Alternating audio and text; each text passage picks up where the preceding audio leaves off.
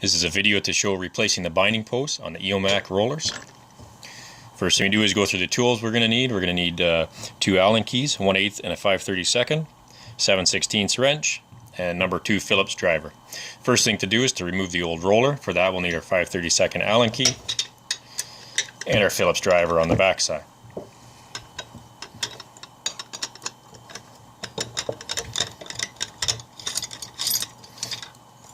So you can see our flathead screw comes out. We can discard that. The old binding post should pop right out. We can discard that, so you can see we have all our pieces apart now. So what we're going to do now is install the new binding post. You can tell because it's got the hex head on it.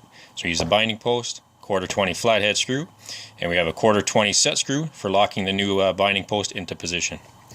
So we just take our roller, install into the tool. Binding post goes in the back side with the flat counterboard. Line everything up, push it through, install your 1/4-20 flathead using your 5/32 Allen key. You can use a 7/16 wrench on the back side of the hex of the binding post. We'll snug everything up.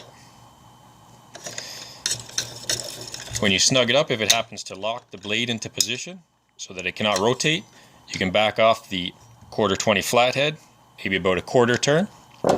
Ensure that your blade spins freely. And once that's all set, you need to install the set screw through the binding post from the back side. And then just use your 1/8" Allen key, snug that up, and then ensure everything's tightened together with both Allen keys. Snug together, and new binding post, roller spinning nice and free. We're all set to go.